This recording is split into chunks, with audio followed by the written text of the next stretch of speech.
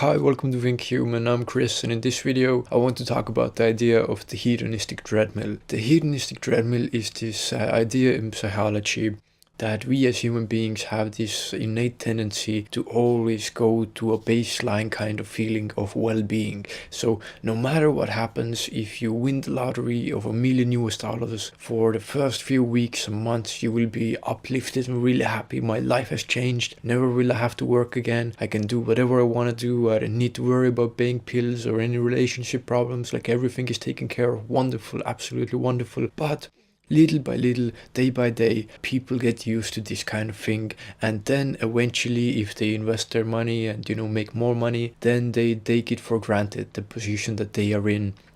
And it's an interesting concept to understand, because this is, I think, one of the key things to human sort of suffering and misery, that we're never fully content and happy with where we are. We can think of two interesting examples of the hedonistic treadmill. Let's think of, there was a story I read, I don't know if it's true or not, but I'm sure this kind of story happens all the time. There was this poor Indian man.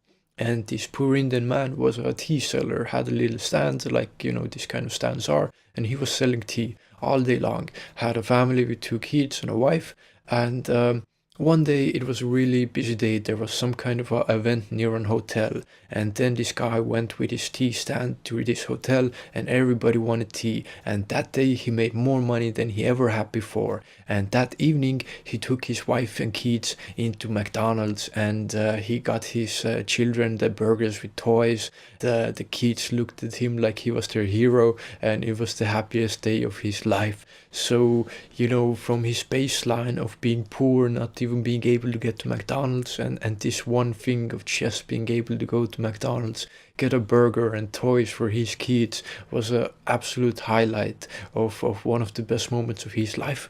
So now we could look at the opposite scenario. Let's imagine some kind of a millionaire CEO of some kind of supermarket company, and due to some kind of reason, some kind of issues, he had to close few of the supermarkets. And this closing of the few supermarkets means that his revenue, his actual own personal income for the next year, will be reduced to down by 17%. So he will lose 17% of his income. And now he's devastated. He's thinking like, what will I do? I can't, go on my holidays or whatever I planned, to spending extra money, when in fact he's still a millionaire and he earns millions. But he is devastated by this kind of effect on him, by losing 17% of his income, or whatever number, let's say it is. So it's this whole idea of the hedonistic treadmill. This same guy here was absolutely used to his daily life being a millionaire. And so if that was offset and disturbed, that kind of balance, then he truly felt like he lost something, and people can get depressed this way. We can't ever compare everyone equally, because people are in different conditions, and we must always remember everybody is a victim to this effect of the hedonistic treadmill, to the poor tea seller, to the rich CEO of some kind of supermarket company. We all have this thing where we are currently, unless a lot of ups and downs are happening, this is our baseline, and this is what we're used to being the normal life, and any kind of big disturbance in this will offset it. If the CEO gets another million, of course he will be happy. If he loses a million, he's sad. If this tea seller gets $100 then he's ecstatic. If he loses $100, he's worried, like, how I'm gonna take care of my family, all this kind of stuff. But the point is that it's the same thing.